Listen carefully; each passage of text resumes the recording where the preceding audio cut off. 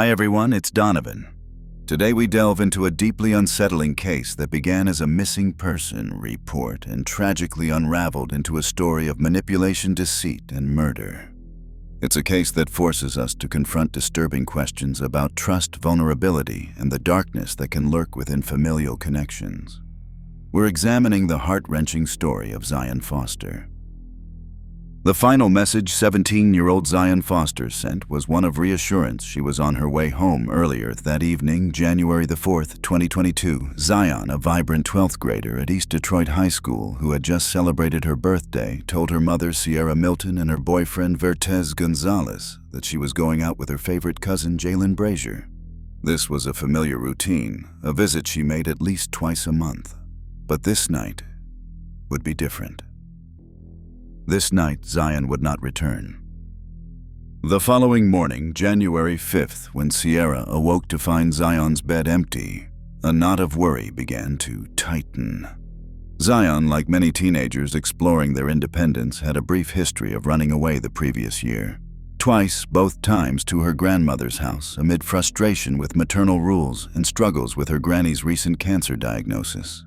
Each time she had returned. The initial police response to missing teens, especially those with a history of running away, can sometimes be delayed or less urgent, reflecting a challenging aspect of such investigations, where authorities must differentiate between a teen exercising fleeting rebellion and one in genuine peril. Officers at the East Point police station initially treated Zion's disappearance as another runaway incident, a stance that deeply distressed her mother. Sierra recalled one officer bluntly stating, I'm gonna be honest with you, we're taking this as she's a runaway. Adding to Sierra's anguish was Jalen Brazier's baffling response. When she reached out to him, the cousin Zion supposedly adored, he claimed he hadn't seen or spoken to Zion in years. He expressed frustration, suggesting Zion was using his name as a cover, perhaps visiting someone else who lived near him in their East Point, Michigan neighborhood. Zion's lies about him were sneaky as hell and not safe, he messaged Sierra. He even requested to be kept out of the police report. But Zion's boyfriend Vertez held a piece of digital evidence that contradicted Jalen's story. Zion shared her phone's location with him, and at 11:24 p.m., the night she vanished, her location pinged directly across the street from Jalen's home. Vertez, anxious about their relationship, had screenshotted it. When confronted with this, Jalen defensively sent Vertez a video from his Ring camera claiming it showed no sign of Zion. However, Sierra, upon reviewing the footage Jalen showed her, suspected that entries for the night of January 4th had been deleted, sensing gaps in the timeline. Feeling dismissed by law enforcement, Sierra, with family and friends, launched her own desperate search, posting flyers and holding rallies, their voices amplified by a shared need for answers, pleading for the community's help. "We need your eyes. The police need your help," became their cry, a common refrain for families thrust into the nightmare of a missing loved one. Jalen Brazier, 23 at the time, wasn't Zion's cousin in the traditional sense. He was the first cousin of her former stepfather, Sierra's ex-husband. He was a father to 2 young children with his long-term partner, Katrina Smith.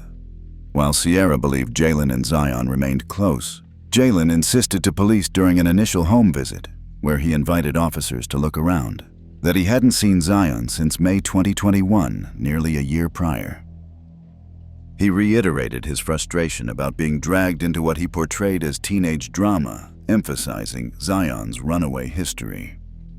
"Her mom knows she is. Her mom's just playing it a certain way, and it's making me so fucking uncomfortable," he told officers, attempting to paint Sierra as unreasonable. But Sierra knew Jalen was lying. She had often seen him, even hugged him in her driveway when he came to pick Zion up. Her maternal instinct, coupled with emerging evidence, painted a far more sinister picture. A neighbor's doorbell camera would soon shatter Jalen's denials.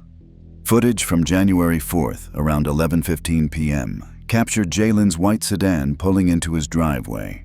2 figures, one male, one female, were clearly seen entering his house.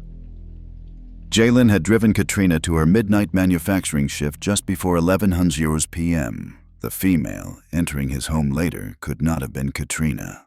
Phone location data later confirmed the individuals were Jalen Brazier and Zion Foster. Crucially, the camera never showed Zion leaving. The same neighbor's camera captured more unsettling activity later that night. At 1:41 a.m., Jalen's car pulled out of the drive, then backed in, positioning the trunk towards the backyard, a maneuver that in hindsight seemed chillingly purposeful. After a few minutes, the car drove off, returning less than 10 minutes later.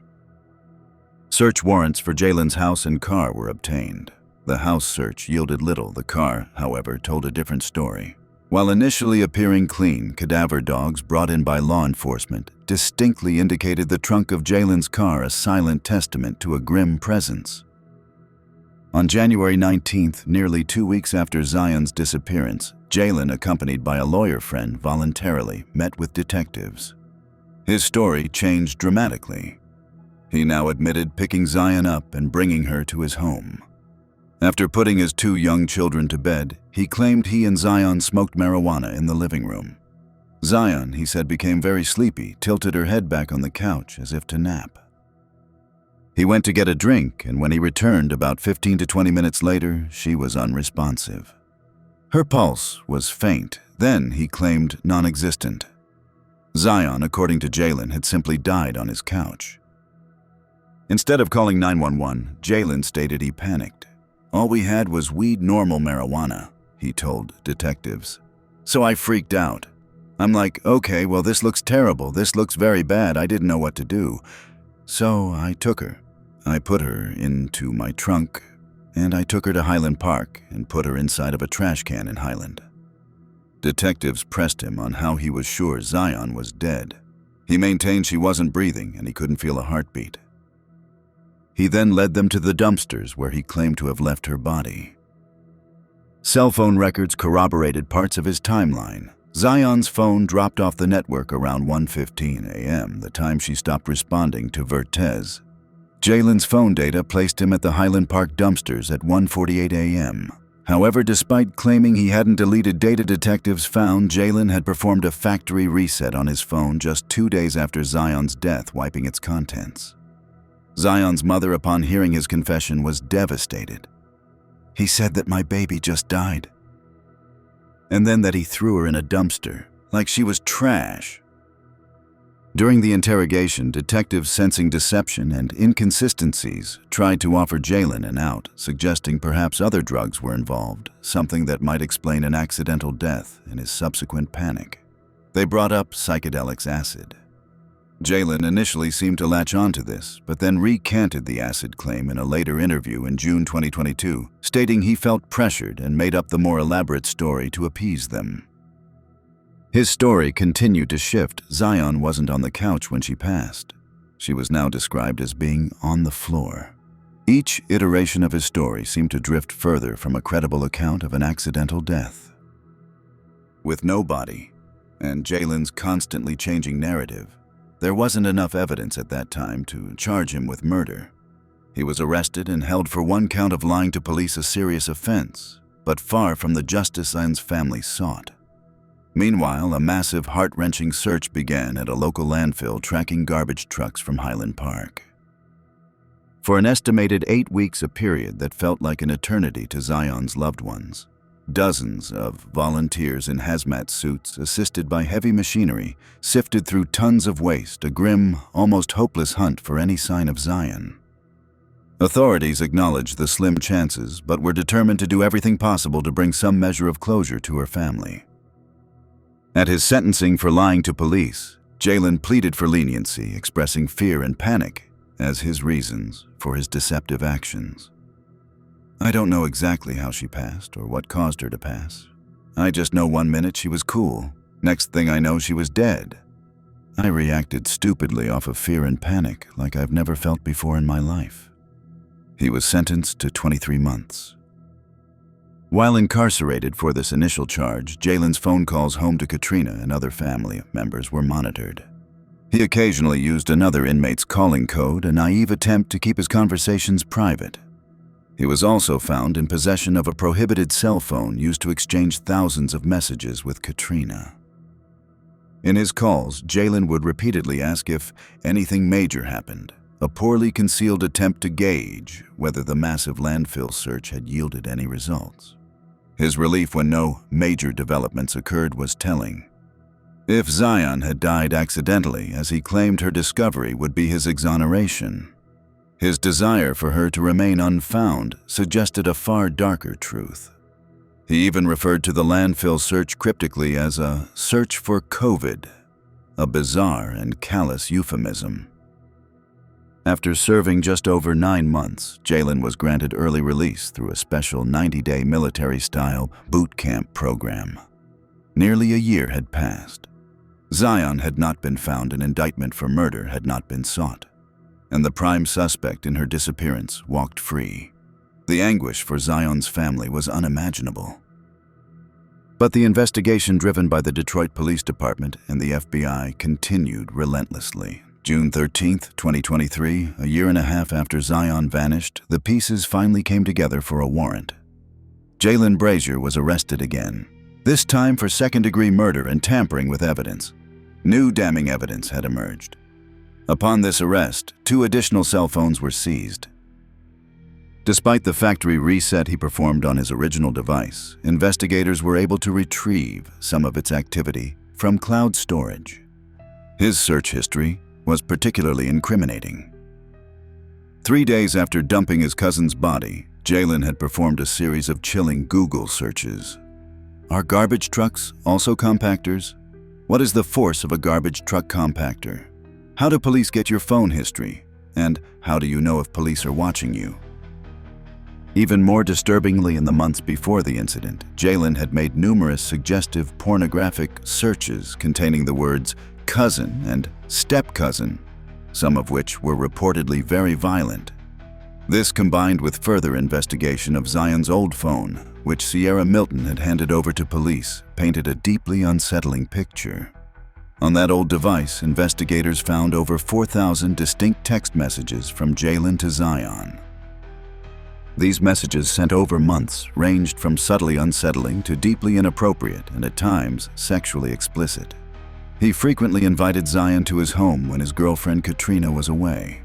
He offered to let her stay in his basement if she ran away from home again, and even advised her on how she might evade police if she did so. Wayne County Assistant Prosecutor Ryan Elsey described these extensive texts as clear evidence of grooming. The term grooming in such contexts refers to a manipulative process where a predator gradually builds trust and emotional connection with a younger or vulnerable person, desensitizing them and breaking down their inhibitions, often with the ultimate aim of exploitation or abuse. Jalen's messages, filled with compliments on Zion's intelligence and look suggestions that others perceive them as a couple, claims that Katrina was jealous of her and boasts about his own desirability, at one point calling himself a god. All fit this disturbing pattern of a calculated predatory effort to groom his much younger cousin. The prosecution argued that Jalen had fantasized about Zion for years and that on January 4th he must have acted on his impulses, leading to her death. Adding another layer to the grim timeline of that night, Katrina, Jalen's girlfriend, had learned she was pregnant with their 3rd child on the very day Zion disappeared. She had felt ill at her manufacturing job that night, messaging Jalen repeatedly from around 1:25 a.m., asking him to pick her up. "I think I need to come home," she wrote, followed by, "I don't feel good." Jalen's response was dismissive. "You can make it, baby." He finally picked her up close to 3 a.m. Upon his arrival, Katrina noticed a deep scratch across his collarbone. Jalen claimed their cat had scratched him deep enough to draw blood, an explanation Katrina found odd, as the cat had never scratched that deeply before. During a preliminary hearing, Zion's boyfriend Vertez testified that he believed Zion took medication for epilepsy and had once seen her have what he thought might be a seizure, a brief fainting spell. This introduced a potential defense theory: perhaps Zion had died from an unforeseen medical episode. However, Zion's mother, Sierra, adamantly denied this, stating Zion had never suffered a seizure, a claim strongly supported by hundreds of pages of Zion's medical records reviewed by investigators. A forensic anthropologist who also reviewed her medical history determined that the only condition Zion suffered from that could possibly have led to her death was asthma. However, an asthma attack would present as a clear and visible struggle to breathe, the exact opposite of Jalen's description of her quietly passing out and experiencing a faint heartbeat. Vertiz himself also admitted that Zion was known to fib quite a bit, suggesting her claims about seizures might not have been factual. The trial, which took place in May 2024, lasted 2 full weeks. The prosecution meticulously laid out the largely circumstantial but nonetheless compelling case: Jalen's constantly changing lies, the cadaver dog indicating his car trunk, the incriminating Google searches, the thousands of grooming messages, the unexplained scratch observed by Katrina, and his overall suspicious behavior. The defense, which chose not to call any witnesses, attempted to create reasonable doubt by suggesting an unproven medical condition or simple panic after an accidental death from marijuana use. An explanation the prosecution decried as absurd, noting one doesn't dispose of a body to avoid what amounts to a parking ticket. The prosecutor's closing argument painted a stark picture. Jalen brought Zion to his house late at night while his pregnant girlfriend was at work. And Zion left that house in the trunk of his car on a night he had an unexplained gash on his collarbone. What other explanation could there be but murder? The jury returned with a verdict in a remarkably short 30 minutes. Jalen Brazier was found guilty. At his sentencing hearing, he maintained his innocence of murder. However, Judge Donald Knapp, before announcing the sentence, outlined Jalen's consistent failure to accept any responsibility for Zion's murder, for his callous disposal of her body, for repeatedly lying to the police, and for causing so many delays in the investigation through his calculated deceit. The judge noted that Jalen had left his own 2 young children alone in the house while he committed these acts, manipulated and lied to family, and ultimately acted alone. Judge Knapp concluded it was unlikely Jalen would ever be rehabilitated. Jalen Brazier was sentenced to 30 to 90 years in prison for second-degree murder and an additional 5 to 10 years for tampering with evidence, with these terms to be served consecutively. Sierra Milton, Zion's grieving mother, upon hearing the verdict and sentence, expressed a profound sense of justice, though her sorrow remained. "My body was trembling," she said, "but man, when it was read, and it was just so matter-of-fact, I was so happy they saw. She was loved. She is loved. She was fought for, and this is the result. So, I'm happy. I'm happy that in the end, this is justice." Addressing Jalen directly in her thoughts, she added, "And for Jalen, you thought you were smart. You tried to be slick. The people saw you for what you are. You ain't, and I hope you never get out." Tragically, Zion Foster's body has never been recovered. Despite a nearly 6-month search of the landfill by over 70 volunteers and law enforcement personnel, the effort to bring her home for a final resting place ultimately ended in defeat. As of the making of this documentary, Jalen Brazier remains incarcerated, beginning his long sentence for a crime that stole a vibrant young life and shattered a family. Thank you for joining me as we've walked through the tragic case of Zion Foster. It's a stark reminder of the importance of vigilance, of listening to our instincts, and the devastating consequences when trust is so profoundly betrayed, especially when it involves the most vulnerable among us. Stay safe, and I'll see you in the next video.